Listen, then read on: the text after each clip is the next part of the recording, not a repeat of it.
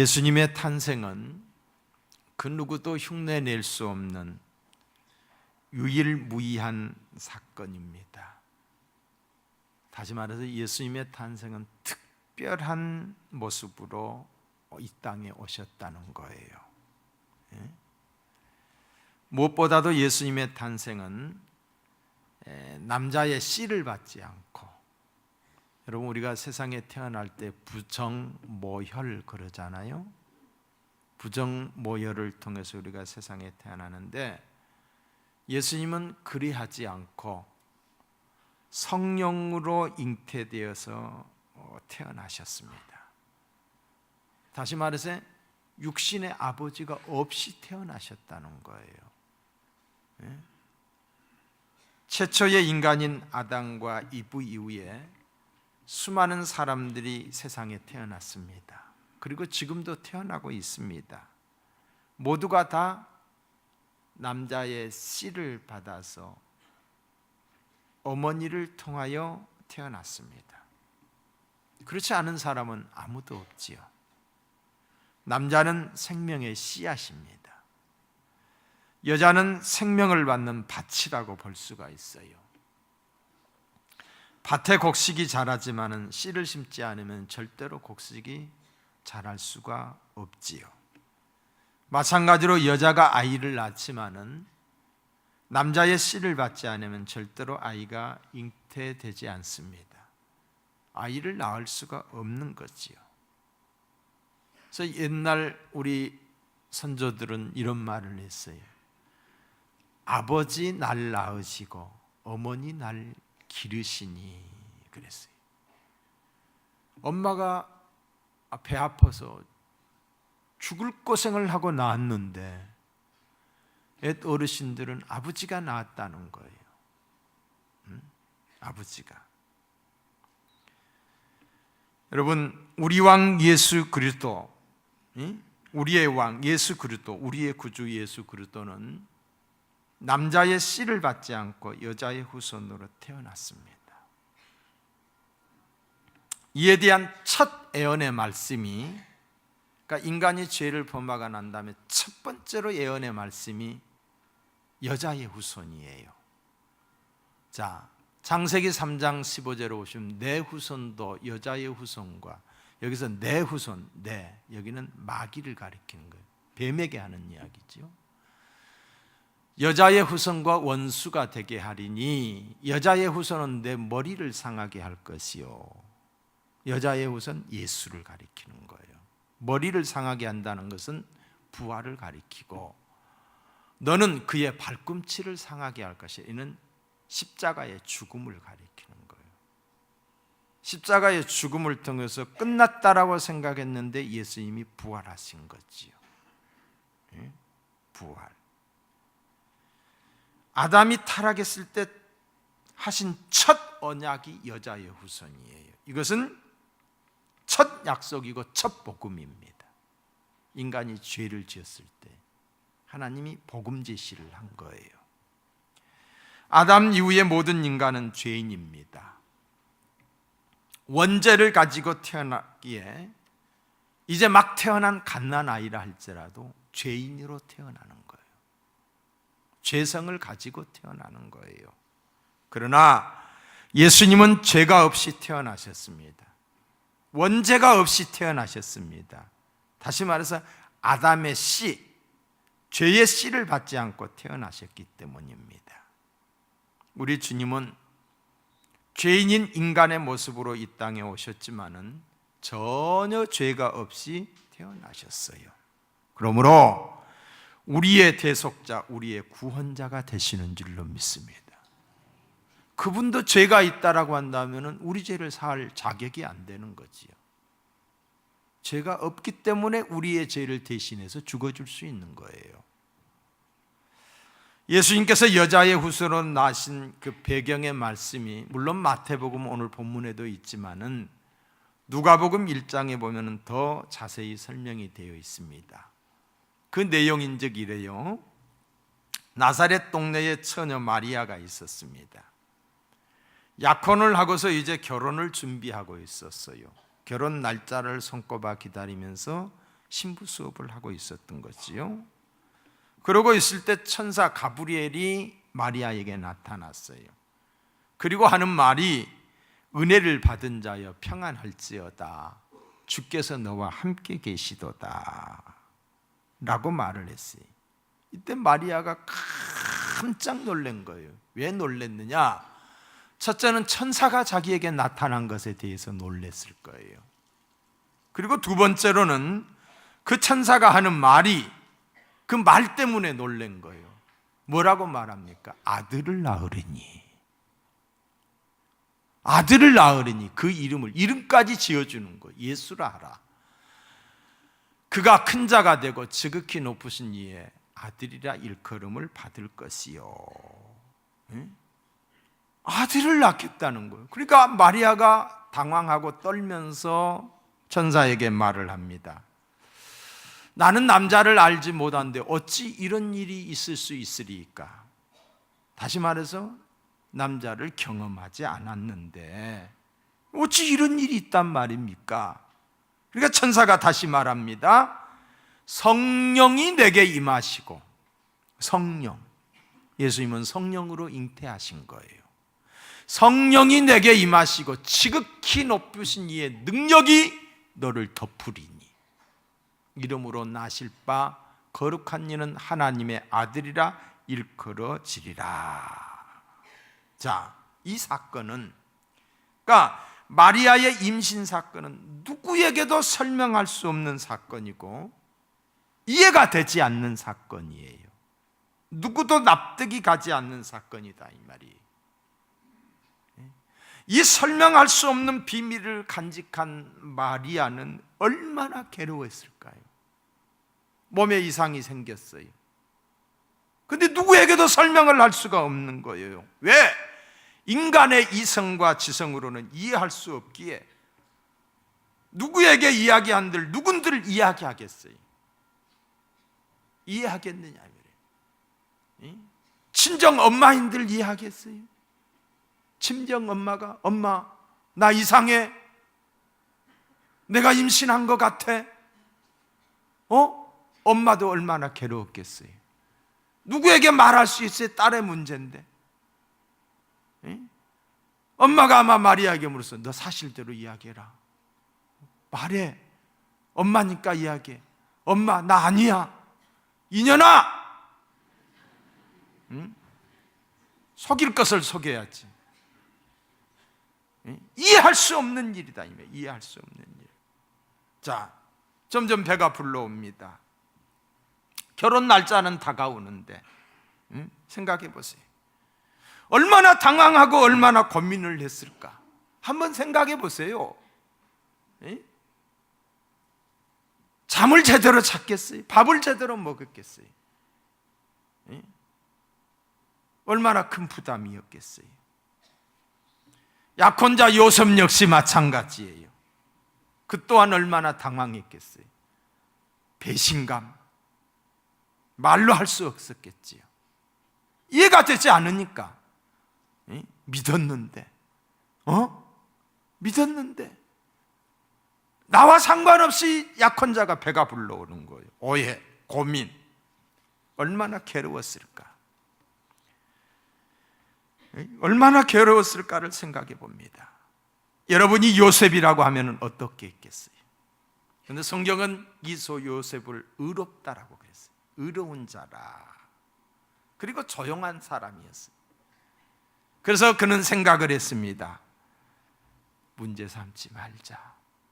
조용히 하자. 문제 삼으면 마리아가 돌에 맞아 죽는다는 것을 그가 알고 있었어요. 당시의 법이 그랬기 때문에. 그래서 조용히 끊고자 마음을 먹었어요. 내가 그냥 조용히 하면 되지. 조용히 하면 되지. 그는 과묵한 사람이었던 것 같아요. 1장 19절에 보면 마태복음 그를 드러내지 아니하고 가만히 끊고자 했다고 그랬습니다. 이게 드러나면 창피한 게 문제가 아니에요. 체면이 문제가 아니에요. 죽고 사는 문제가 달려 있었던 거예요. 자, 마태복음 1장 20절에 보면은 이 일을 생각할 때에 마리아를 생각한 거예요. 이 약혼자 마리아가 배가 불러오는데 그걸 여러분, 그 괴로움이 얼마나 더였겠어요. 사랑하는 여인이 배가 불러오는 거예요. 아마 요셉 역시 잠을 못 이루면서 아마 생각했을 때요.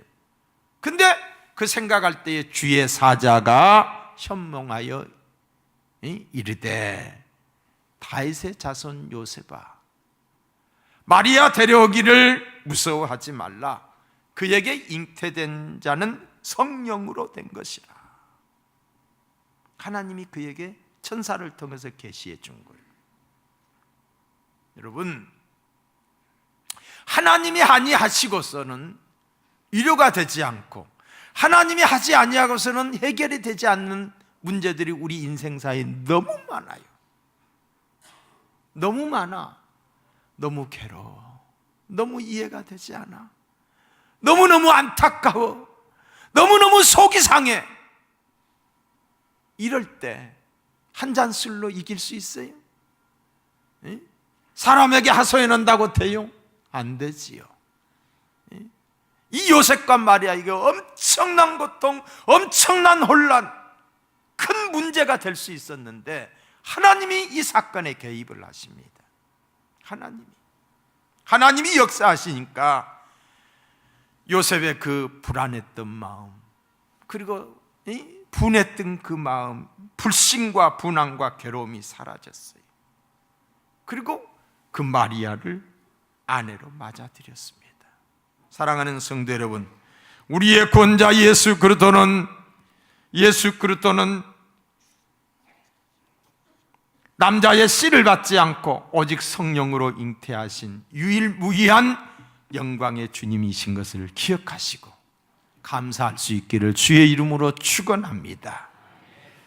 태초부터 계신 하나님이 우리의 구원을 위해 우리와 같은 육체를 입고 이 땅에 오신 사건이 바로 이 성탄입니다. 그러므로 우리에게 있어서 성탄은 기쁨이요 평화요 감격인 줄로 믿습니다. 찬양하지 않을 수 없고 감사하지 않을 수 없는 거예요.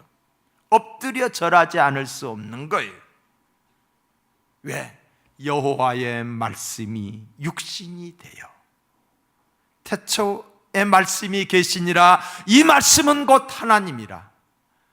이 말씀이 육신이 되어 우리 가운데 거하신 이가 예수 그리스도예요. 할렐루야. 여호와의 말씀이 육신을 입어 날 구원할 자가 되었도다. 늘 감사한 찬송을 돌려보내고 엎드려 절하세, 엎드려 절하세, 엎드려 절하세. 구주나셨네. 성탄이 되면 그래서 우리가 이런 찬송을 하게 되는 거예요. 여러분, 세상의 석가모니나 마호메트나 공자나 그 어떤 위인도, 수많은 위인들이 있지만은 그들 모두가 다 남자의 씨를 받고 태어났어요. 오직 예수님만 성령으로 나신 하나님의 아들이신 줄로 믿습니다. 세상의 모든 사람이 남자의 피를 받고 태어났다라고 하는 말은 죄인으로 태어났다는 말이지요. 원죄를 가지고 태어났다는 말입니다. 그러므로 아담 이후의 모든 사람은 죄인입니다. 우리 모두는 죄를 지어서 죄인인 것이 아니라 이 땅의 모든 사람들 죄를 지어서 죄인이 아니라 죄인이기 때문에 자연스럽게 죄를 짓는 거예요.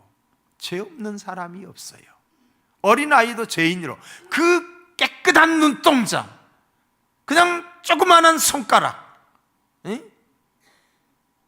그 작은 그 모습 속에 죄성이 들어있는 거예요.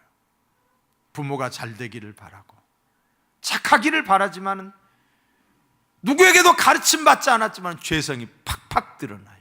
거짓말합니다. 동생에게 시기합니다. 왜 그래요? 죄인으로 태어났기 때문인 거예요.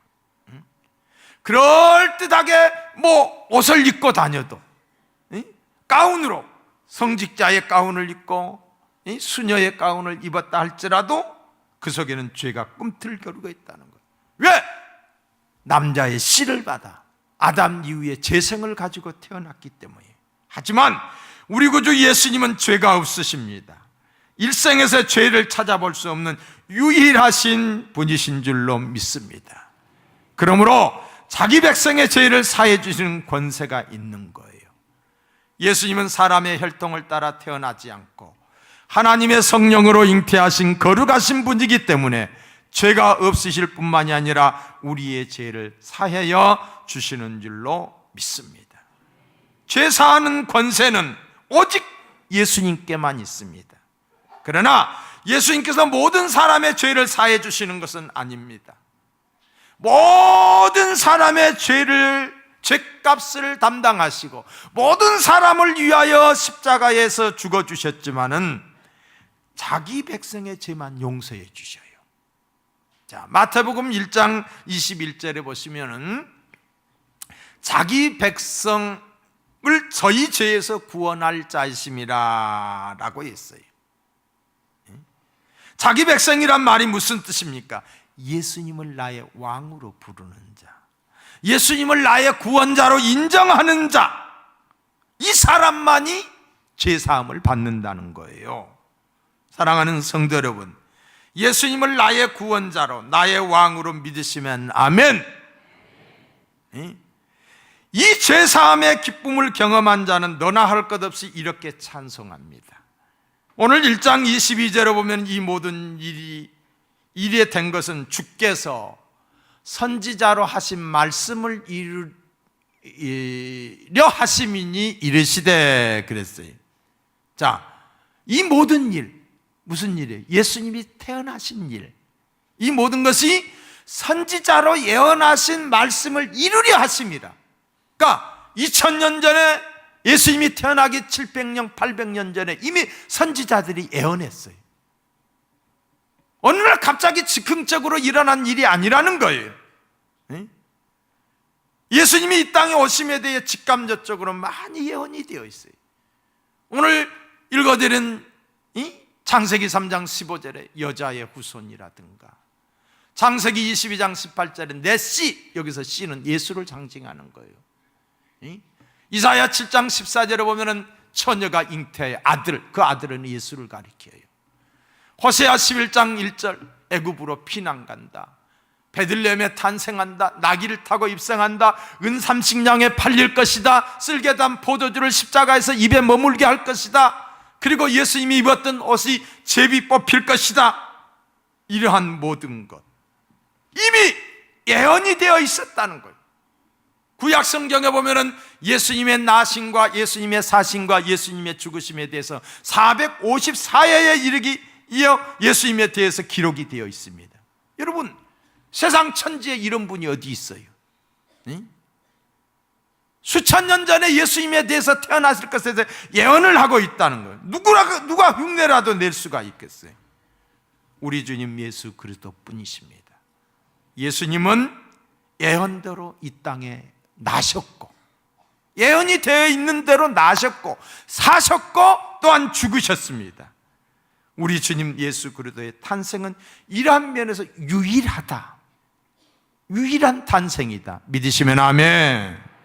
자, 1장 23절을 보세요. 보라, 처녀가 잉태하여 아들을 낳을 것이요 그 이름을 임마누엘이라 하리라 하셨으니 이를 번역한즉 하나님이 우리와 함께 계시다 함이라. 자, 예수님의 이름이 오늘 여기 본문 1장 21절과 23절에 나오는데 이름이 두 가지로 설명이 되고 있어요. 하나는 예수, 아들을 낳으리니 이름을 예수라 하라. 또 하나는 임마누엘이라 하리라 하시니라. 자, 예수의 이름의 뜻은 구원자이시고, 임마누엘이라고 하는 이 이름의 뜻은 하나님이 우리와 함께 계시다라는 거예요. 하나님이 구원자 예수로 오셨고, 하나님이 우리와 함께 하시기 위해서 오셨다. 다시 말씀드립니다. 하나님이 우리를 구원하기 위해서 인간의 몸을 입고 예수로 왔다. 하나님이 인간의 몸을 입고 우리와 함께 하시기 위해서 이 땅에 오셨다. 왜 오셨어요? 오신 이유, 내가 왕이다, 나를 섬겨라, 나에게 경배해라, 나를 따르라. 그래서 오신 것이 아니에요. 왜 오셨느냐? 우리 안에 거하시기 위해서, 우리와 함께 하기 위해서 인간의 몸을 입고 이 땅에 주님이 친히 오신 거예요. 왜? 우리를 섬기려고, 우리를 살리려고, 우리를 구원하려고 이 땅에 오신 거예요. 주님은 구속 사역을 완성하셨습니다.